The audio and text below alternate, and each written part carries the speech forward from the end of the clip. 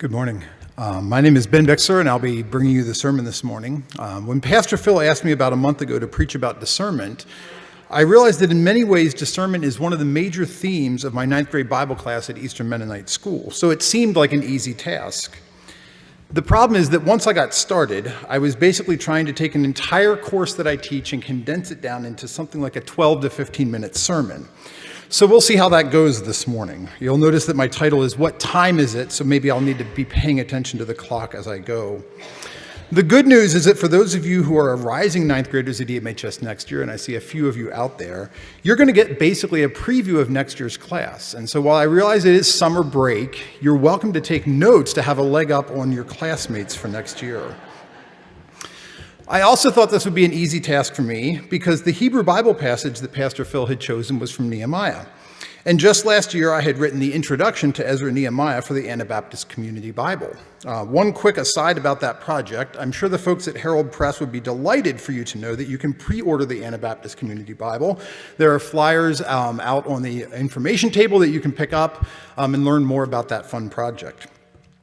But as I continue to work on this sermon, I realized that I did now have to translate all the academic work I had done for that project into a sermon format, and that maybe something like 20 to 25 minutes was a more realistic time frame for my sermon. So we'll see what time it is when I get done with everything I have for you here this morning. I do want to be attentive to time this morning, but not necessarily in the sense of looking at the clock, but rather about the times that we are living in. I think of discernment as the process of figuring out what time it is. The famous passage from Ecclesiastes chapter 3 is paradigmatic for me in this understanding. For everything there is a season, and a time for every matter under heaven, a time to be born and a time to die, a time to plant and a time to pluck up what is planted, a time to kill and a time to heal, a time to break down and a time to build up. And so the passage from Ecclesiastes continues for more verses.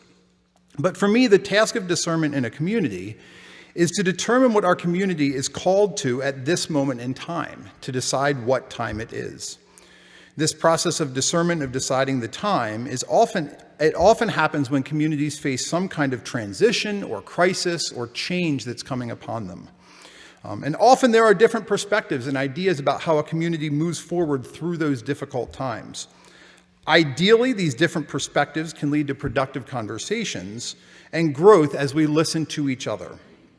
The question for me then is, how do we have productive discernment conversations rather than falling into disagreement, argumentation, or even division, which often happens?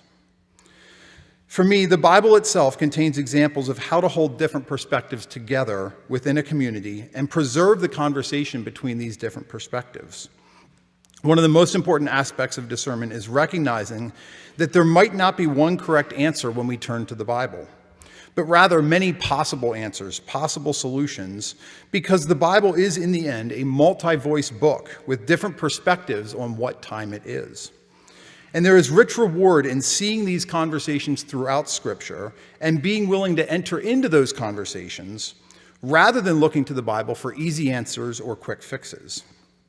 Our focus passage from Nehemiah today illustrates this quite well, showing how that passage is in conversation with other biblical texts, and then other biblical texts then respond to Nehemiah, creating a rich conversation with many different voices and perspectives that we as a community of faith are now invited to enter into. So this morning I went to examine Nehemiah in its broader context, examining how it pulls from these other biblical stories to understand who the Hebrew people were at that particular moment in time. In order to help show this, I'll try to keep us organized by using a timeline that we use in Bible 9. I realize this is kind of difficult to see, but I'll talk us through kind of the major points that we need to see. Those of you who chose to sit closer to the front today, just like in my classroom, get a richer reward this morning. This should look familiar to some of you out there who've had my classes. But what we're going to be doing is we're going to be plotting some of the stories that we'll be looking at and see how these repeating patterns or callbacks and allusions deepen our understanding of what's going on in Nehemiah. So first, a quick bit of historical and literary context about Ezra and Nehemiah. I pair those two together because Ezra and Nehemiah were originally one book. meant to be read together, and they are set in the time of the return from exile in Babylon, about 2/3 of the way to the right side of our timeline. So fairly late in the history of the Hebrew Bible, the events that are happening. So in Ezra and Nehemiah, the Hebrew people, or at least some of them, were forcibly taken into exile, into captivity by the Babylonians. The last deportations happened around 586 BCE, for those of you who like history and want to sort of put that into a context. This time of exile in Babylon was very formative for the people, as they were no longer living in the land that they had been promised by God, but had to figure out their identity in a new place. The people are then allowed to return after the Persian Empire defeats the Babylonians. King Cyrus of the Persians is the one who allows the Hebrew people to return to the land of Canaan and rebuild the city of Jerusalem. So with that historical context, the books of Ezra and Nehemiah are primarily concerned with rebuilding, and that rebuilding happens in 3 different stages in those books.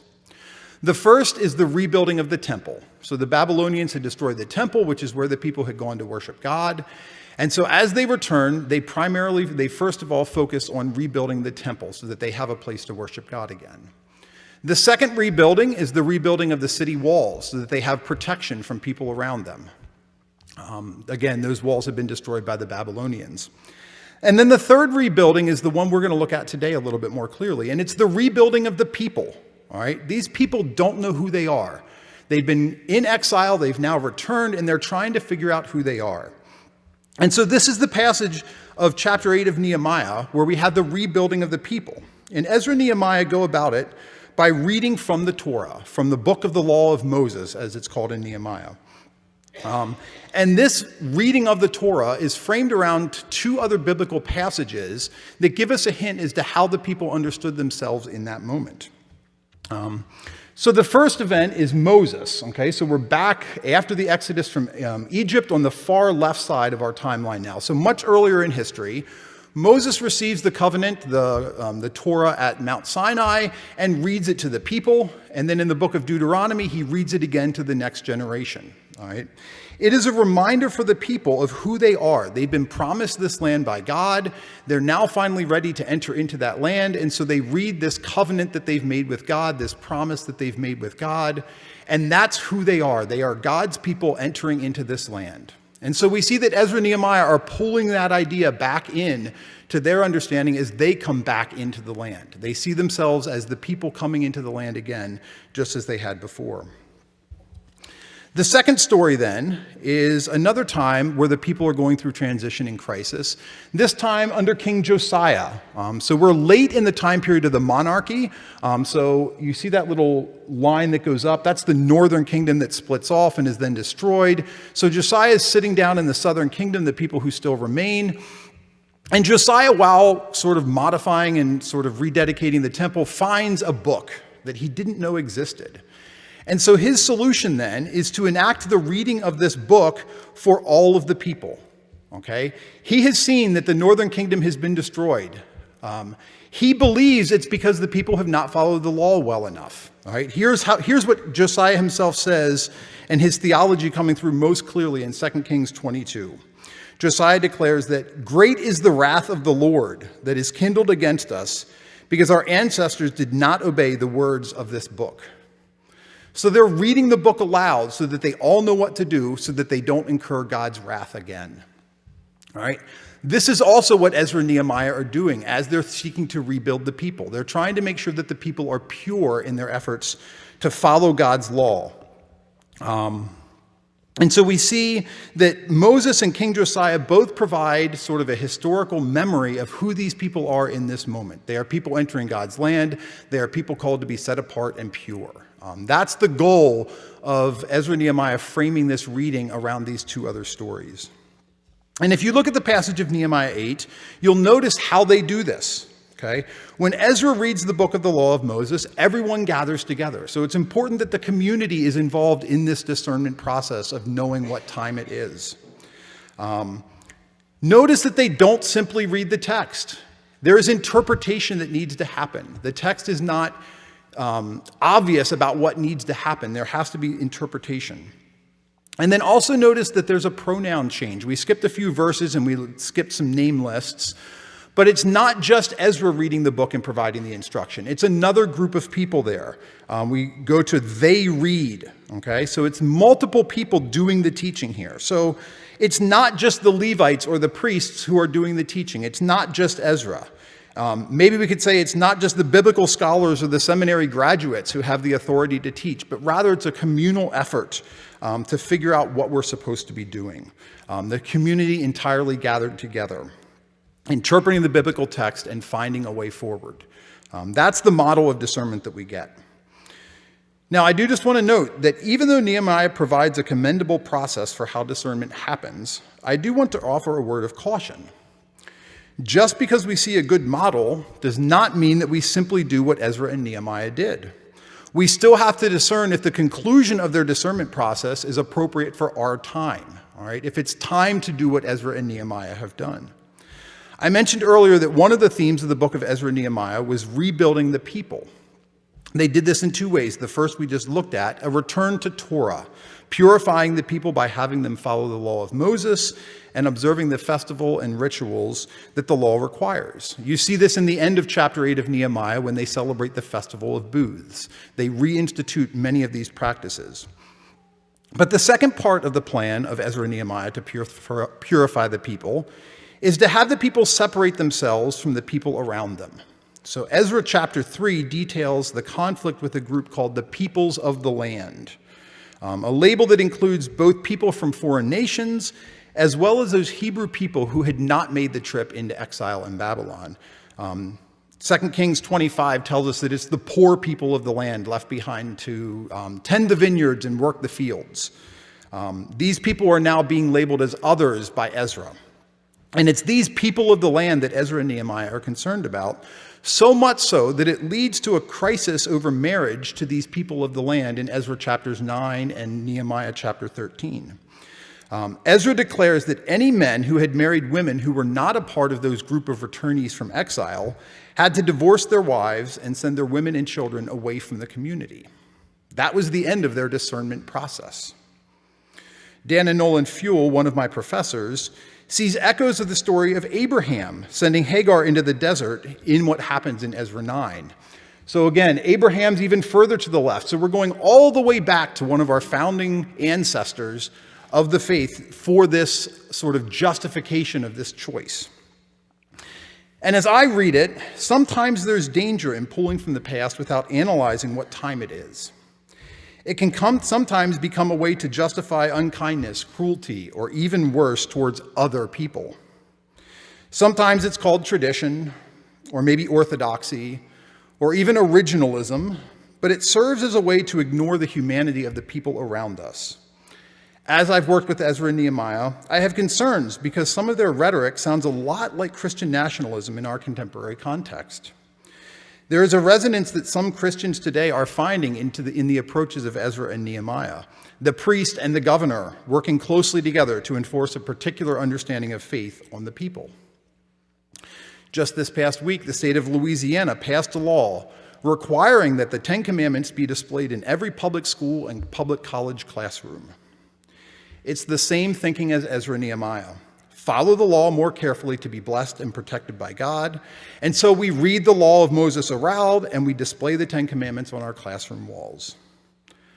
The challenge with this perspective, both within Christian nationalism and within the thinking of Ezra and Nehemiah, I would argue, is that it relies on an understanding that there is one clear meaning from the text. In the contemporary example from Louisiana, I'm curious whether they will choose to display the text from Exodus that Moses delivers on Mount Sinai, or the text from Deuteronomy when he gives this law the second time to the next generation at Mount Nebo, because they aren't the same. Even these central passages that we like to hold up aren't straightforward. Rather, they invite conversation about why these laws exist. One of the primary differences between those is what's the reason for the Sabbath? In Exodus, we're told it's because God rested on the seventh day after creation. In Deuteronomy, it's a reminder that they were once slaves in Egypt so that they don't forget and then enforce that upon others. All right? So our understandings change as our contexts change, and I think that's an important thing to recognize about these biblical texts. Just as there are different perspectives on this central text, even within the law of Moses, so too there are different perspectives than the solutions that Ezra and Nehemiah provided. I want to briefly discuss the book of Ruth as a conversation partner with Ezra and Nehemiah. So if you know anything about the book of Ruth, you can see that its setting is in the time of Judges. So just after the people have entered the promised land, before the monarchy, we have this story about Ruth. Most biblical scholars, however, would argue that this story is written much, much later on the right side of our timeline, contemporary or even following Ezra and Nehemiah. Most biblical scholars would see this story as sort of a historical retelling, looking at an event in the past in order to talk about contemporary concerns. And so when we read the book of Ruth this way, we can see that it's actually a counter-argument to what Ezra and Nehemiah are proposing. In Ruth, we meet Ruth the Moabite. She's named the Moabite multiple times. They're hitting us over the head with the fact that she is a Moabite, one of the bad people, one of these peoples of the land. And by the end of the story, Ruth has not only married 2 Hebrew men, but she has become the great-grandmother of King David, the greatest king of Israel. So in the end, Ruth is arguing that actually allowing foreign women to marry into our community and remain with us is much better than sending them and their children away. We have this conversation happening within Scripture. Ezra and Nehemiah arguing for something on the one hand, Ruth arguing for something on the other. And we need to discern, what does our community need in response to those 2 proposals? That's the way Scripture works, in a way that sees the conversation happening between these 2 texts. And I really appreciate that these conversations, even these debates, are preserved in the biblical text. Whoever compiled these multiple texts together didn't feel a need to choose one and eliminate the others. They held on to both of these different perspectives. And again, it's an invitation for us as readers of the Bible today to enter into that process of discernment of saying, which community are we most aligned to? What time is it for us? And there are many examples of how the Bible has these passages that offer different perspectives based on the different contexts that the people are facing. Even some of our most cherished texts get complicated when we read them alongside other passages that don't offer the same advice. So Jeremiah 29:7 is one that's very familiar, often misinterpreted from Jeremiah 29, but we can get into that at a different time, where we talk about seeking the welfare of the city. We often cite this passage as we seek to do missions work, as we seek to live among the people around us. But what do we do then with Deuteronomy 23:6 that tells us we shall never seek the prosperity or the welfare of the people around us as long as we live? Yes, they're speaking about very different contexts, which is the point. One of them is Babylonian exile, where the people are living. The other is relationships to the Moabites and the Ammonites who might lead them astray. How do we know whether we are to seek the peace and prosperity or to never seek the peace and prosperity of other people groups? It's a discernment process. Or what about this passage from Isaiah chapter 2, verse 4? Beating swords into plowshares, an iconic image. It's inspired Esther and Michael Augsburger's sculpture over at EMU that I always take my students to. It's a wonderful passage that we as peacemakers embrace and love to quote. How often do we also look at Joel, who offers the other advice? Maybe it's now time to beat our plowshares into swords and our pruning hooks into spears, and let the weakling say, I am a warrior. Both of these are biblical texts. They sit alongside of each other. How do we know what the right answer is? I would argue that in some ways that's not the right question, or not the full question at least. It's more a question of what is the right thing for us in this time? And so for me, I often find my students asking the question of which is correct. And some of them even get to the point of being like the writer of Ecclesiastes, who opens the book with meaningless, meaningless, everything is meaningless. How do we know what to do? Okay, that's the process and the difficulty of discernment. But as we think about making a decision for this specific time, rather than a universal claim to truth, to me, that takes some of that burden off of us. We recognize that we are making a decision for us, for this moment, not for others, not for other times. To me, that has been freeing as I've studied the Hebrew Scriptures even more and found these conversations inviting us in to join the conversations.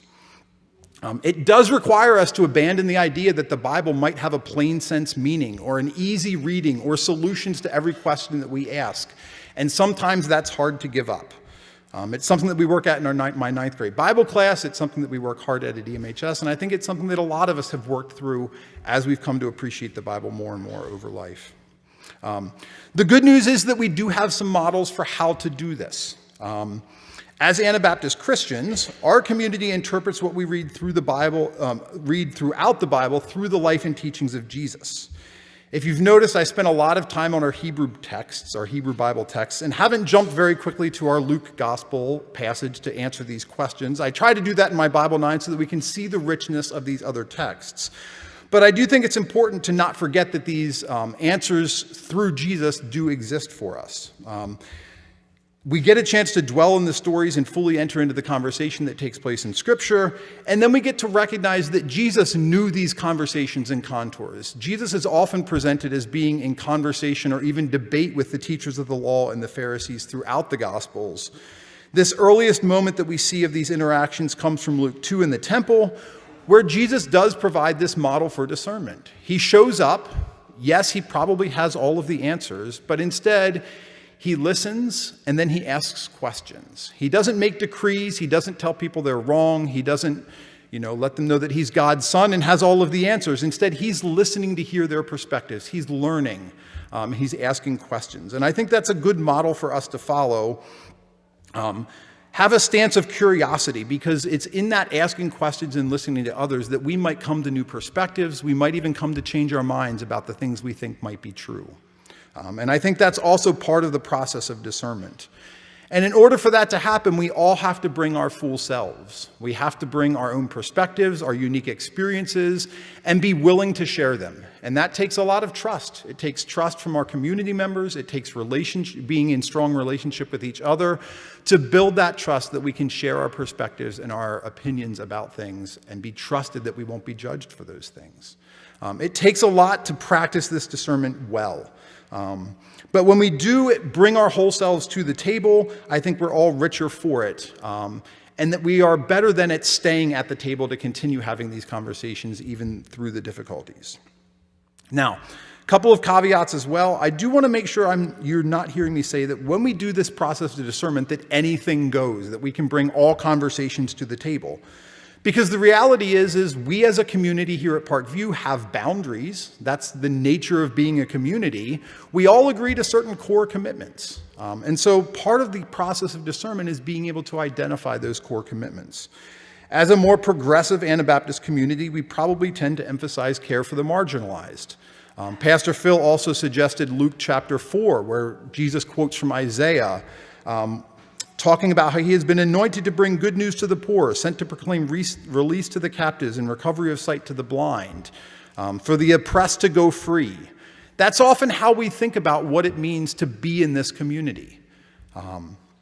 And it impacts how we discern what time it is, how we will enter into the conversation that takes place in Scripture, because Jesus has also been a part of that conversation and has given us some insight into how we weigh into these different perspectives, especially the ones coming from the Hebrew Bible. It is time for me to wrap this up, and I want to offer one other final note that might get a little theoretical, but just like I tell my Bible students, there are some really big words, but it's manageable. One of the helpful ways I've thought about discernment is the idea of provisional monologization, which comes from Dennis Olson, another professor who I've studied with. One of the realities of discernment that I've mostly avoided is that when we practice discernment, we do have to arrive at a decision. It's not just an endless conversation. We can't continue to hold opposing, differing viewpoints and move forward with a clear direction. We have to at some point land somewhere. Part of the nature of provisional monologization is that we need to recognize that our decisions and the end of our discernments are provisional. They are arranged for the present, possibly to be changed later. We can even view them as temporary. So our discernment processes are not a be-all and end-all. Going through the process is most of the work, and the decision is something that we hold very lightly. We might need to move on from it as our context changes. The idea of monologization is a very fancy word just to basically mean speaking with one voice, so that as we come to this discernment, at the end of a discernment process, we come together, we have these different voices, but we're going to choose to speak with one voice for this moment in time, hold it lightly, and recognize that it might be something we have to move on from in the future. To me, that's the way forward. We hold things lightly, we enter the discernment process, we grow through the process of conversation with each other, and that's what it means to practice discernment in a biblical sense. And so as we approach our different congregational discernment processes over these next months and years, I encourage you to come to the table and join in the conversation, to bring your best self, your full experience and perspectives to the table, to listen and ask questions and discern with us together where we go as a congregation. Thank you.